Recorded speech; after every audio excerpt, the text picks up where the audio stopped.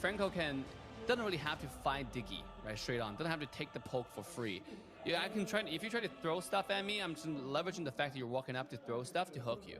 That's one thing. Number two, the ultimate. If I'm using a hook to bait out your ult, that's gonna be good. But if I get a hook and I just use Franco's ultimate, Diggy cannot do anything anyways, right? Because it's a suppression. It's not like you can cast your ultimate to counter it. So here we go. We're gonna lock down the Ruby roam plus the export EXP. That's now we said they might get spicy game one, then they kept it chill with the first 3 picks, but now they're making things interesting. I haven't seen a Ruby in a little while, but I'm actually a big fan of the Ruby roam.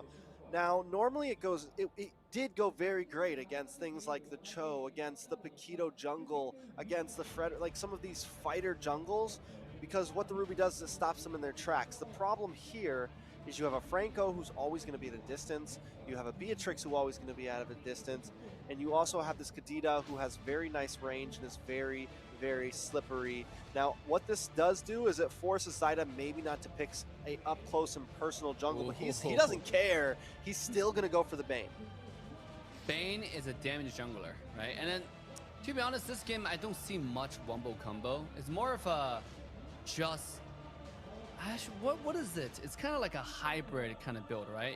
I mean, Arlaw does have some set, and you have Bane to wombo combo on top of it if Arlaw gets a set. But if you fully rely on Arlaw to set, that's going to be bad.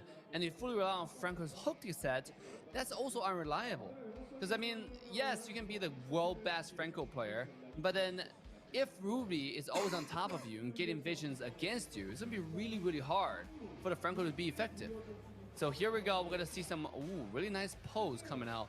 I got to say, the interesting about WCG, look at the player poses. Very different from traditional esports, right? It's very cute. It's very creative. It's very fun. I like it. I like Cry here. He's got the Tiger Claw. You know, he's ready to go, but let's see if he can bring that Tiger Claw into game one.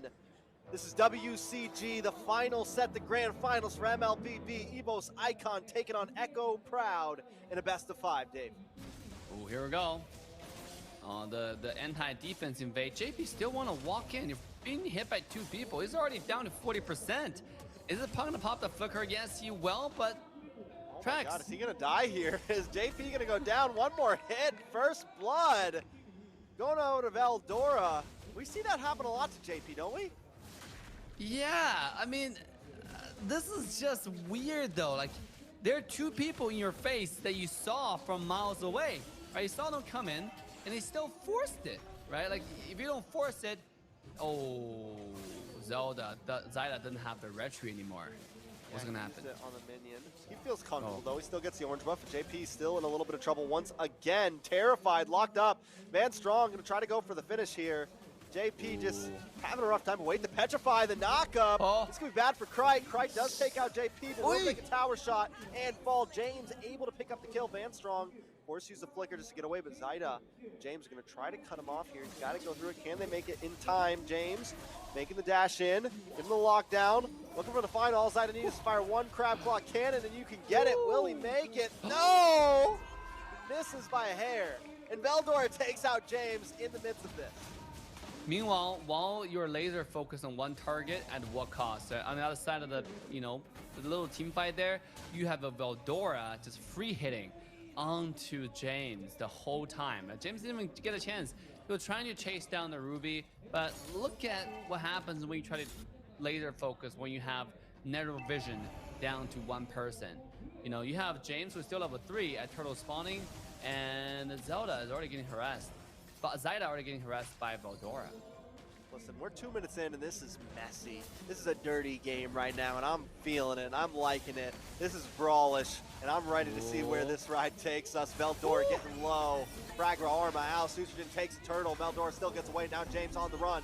Zaida able to use a deadly catch, but it does not save James today. James will fall. That's a 2. Wait a second. Make it a 2 because Outplay gets taken out by Doma on the boss side. Evos Icon coming in game 1 for revenge. Wow, they come in and swinging. 2,000 gold ahead already. And then look at the bottom side. Brody gonna get so much hit onto the tower here. And that's the thing, right? This is the strategy that I didn't understand. Coming from Echo Proud initially. It seemed like a hybrid. There wasn't like too much clear understanding of where they're going. And then the playstyle is also a little bit like interesting. do I say? Because I couldn't understand the decision making, especially with JP. He died twice, and then both of the deaths can be evaded. It's not like he had to die or he tried to tank some damage, soak up some skills to protect his teammates. He just wanted to do stuff on his own, and it's very interesting because it's not paying now for Team Echo Proud right now. Now, going to the late game, they do have Zyda, they do have the Beatrix, they do have the Franco, right? If they lock somebody down, they can instantly kill somebody.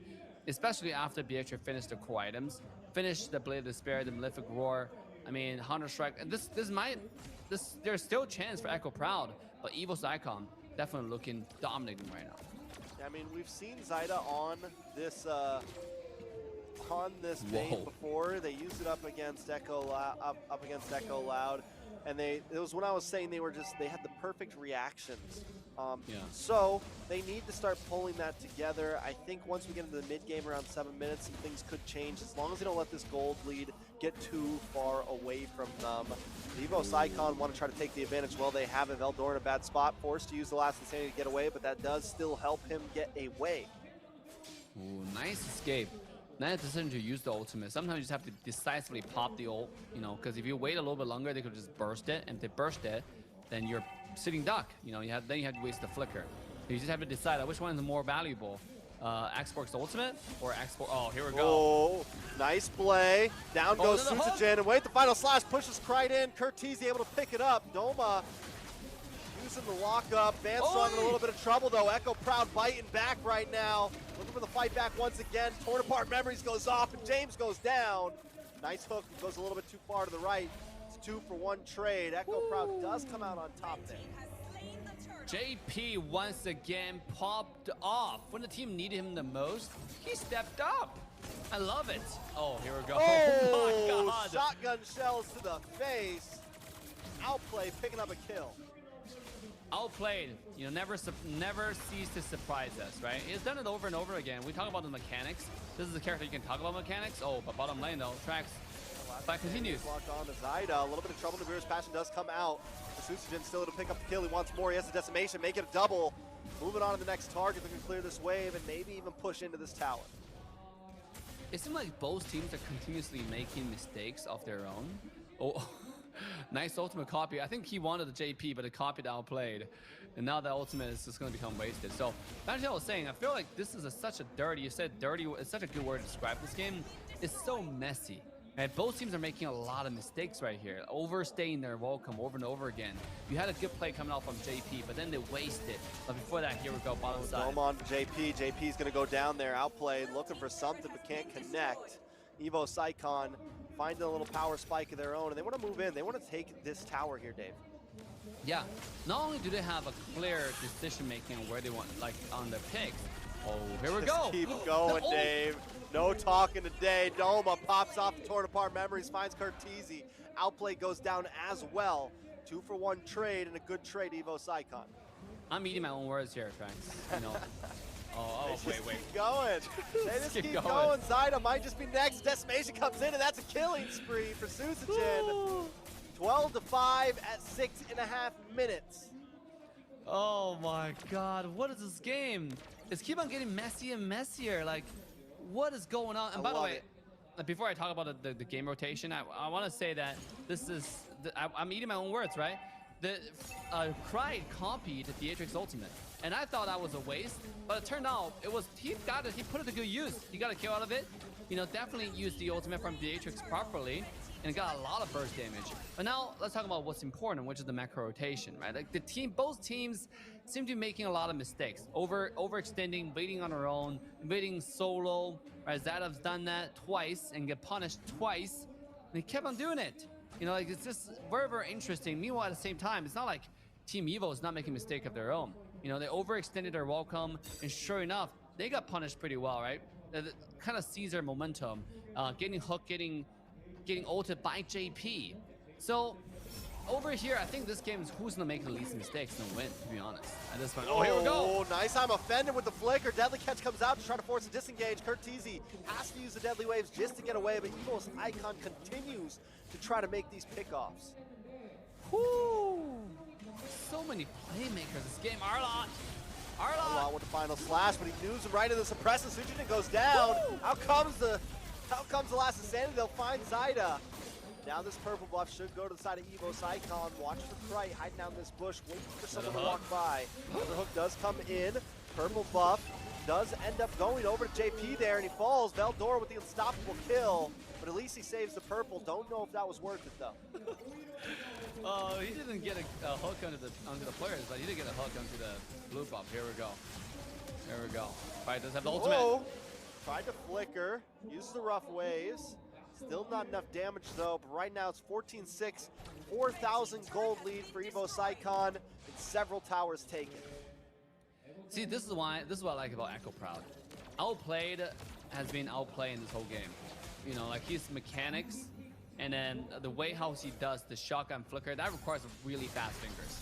Probably the same level as when you play Fanny, to be honest, to execute it, because it's really hard. To try it in practice mode, you will know exactly what I'm talking about, right? It's really hard, because the auto attack is such a short animation time, and they pop a flicker on top of it to make it surprising. It's just, it takes a lot of practice. And Outplay made it happen. So there, and by the way, I'm not just making Outplay, right? Wan Shuang has been doing pretty strong with the flicker, the hook flicker as well. There's not a flicker hook. He ulted and then he flickered forward. So both team has a lot of playmaker this game. JP with the hooks with his ultimate. Now I think adding on top of who's gonna make least mistakes is also who's gonna make more plays. It seems like both teams are all about the playmaking. Yeah, like this is gonna be first Lord. We're 9.5 minutes in. Suchijin takes it. Echo Proud doesn't even try to contest, but wait. They don't want to try to force a fight there. Suchijin. I don't know if he stole that purple or not, Dave. I don't think he did. I think no, Zayda uses Retry, so. Yeah, Zayda gets it, because he wasn't going for the blue buff, so you gotta use the blue somewhere. I'll use the Retry somewhere. The purple buff. So here we go. Level 12, Zayda versus level 13 Suchijin. Suchijin is one level ahead. You know, very standard Suchijin level play. Oh, here we go. Ooh, using the deadly catch just to clear the wave there. Maybe that was a little bit too early. Gonna get some nice poke, and they still might lose the tower. Yeah. I mean, used the ult a little bit too early, and obviously there's no follow-up. All of a sudden, Echo Proud is playing full defense. Right? Like, they were playing our aggressive not too long ago, and now they're playing full defense. With the one Lord, they're losing tremendous amount of gold. I think this is like probably 3,000-4,000 gold advantage from one Lord already. Here we go. Mask comes out. JP uses the conceal play. Krite steals the deadly catch. Veldor into the backside, uses the last insanity just to try to get out. Krite with the rough waves, doing a little bit of damage on Veldor. Final slash to push him under. This could be bad for the side of Evos Icon. Duo mortalities pops. The knockups come in. They find Van Strong looking for Veldor next, and they connect. Veldor goes down outplayed with the shutdown. That puts him at 3, 2, and 3. Doma, good job with the flicker out in time. Make sure he survives that. That was really good, because when JP flickered in, I'm pretty sure he was going for Doma, knowing that everybody else is dead for sure. But all he got was one person. Trax, I noticed recently, a lot of teams have been making a lot of mistakes with tower dives, right? You've seen the tower dives being, you know, when a team is playing messy already, and when it comes to a high-risk scenario, high-risk environment, especially the tower dive, probably the most high risk. Team Evos Icon is not prepared for it, right? The dive wasn't really on point, and sure enough, they got heavily punished. So we went from a 10,000 gold differential now back to a 5,000 gold only. I mean, JP, now it's Echo's time to leverage the discipline, leverage like what they've been trained for the most, which is like once you have a little bit of advantage, catapult and get more advantage. So back to 5,000 differential. This is looking better and better for Echo, as now Zayda scaling, outplay scaling. If they get a hook, if they get an ultimate, that person is dead for sure, no doubt about it. Most definitely. It's definitely not going to be easy, though, for Echo Proud still, right? I mean, they still have a long way to go if they want to try to do this. JP at 0, 4, and 5. I'd love to take a look at the items and see exactly where everyone's at right now. Outplayed is definitely a huge win condition, right? The damage needs to be there. We've seen it come up a little bit, but is it quite there yet? Nice conceal play. Von Strong looking for something. Watch, there's a flicker. There's the I'm offended, and members start dropping. JP's the second. Immortality comes up. The Fears Pass to try to save the day, but it's not going to help today because Decimation is here. Suchijin finds him, and that's a big play for Evos Icon. It should give them nice priority over this Lord. Wan Shuang remains strong, should I say, you know? Right now, because of Echo's comp, they have to play the back foot. They're waiting for JP's ult. They're waiting for JP's hook. right? Because the plays, the big plays being made, except for the first, I think the second turtle from JP. Other than that, it's been James who's doing the plays. We've seen James jumping in with one slash and an old flicker, the final slash into the flicker into the back line. Kind of like what Ruby did when Strong did just now with Ruby, but a lot harder, a lot more flashy. So, yo, at this point, Team Evos has the momentum, right? And they have the comp. Ruby's already tanky Evo. Dora's already tanky. He's 5-on-5. They're stacking strong. Franco seems to be less and less effective if he cannot land any hook. Yeah, he's gonna have to land something, and not onto something like Suzujin. He can't land it onto Veldora. He can't even land it onto Van Strong. He's got to try to find either Krite or Doma. They need to be able to handle one of these two damage dealers in the backside, but because of the composition they picked, right? Because they didn't pick for like a dive or roam, they have no way to really flank around the side.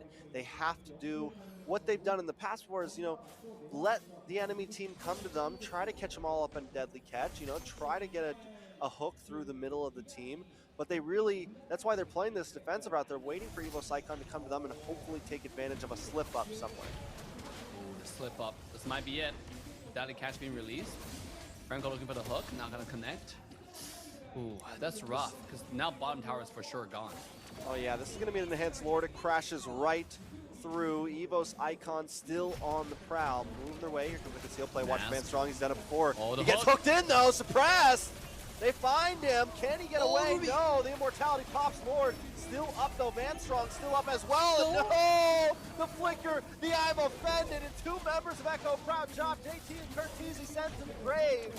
Evos Icon looking for more here. Oh, nice final slash. Pushing him under the base, under the tower, but it gets returned with a final slash from Kite's own. Four members dropping James all on his own now. And this will be it. Evos Icon coming back for revenge in game one. They're going to take it down. Evos Icon with their creative playstyle paying off.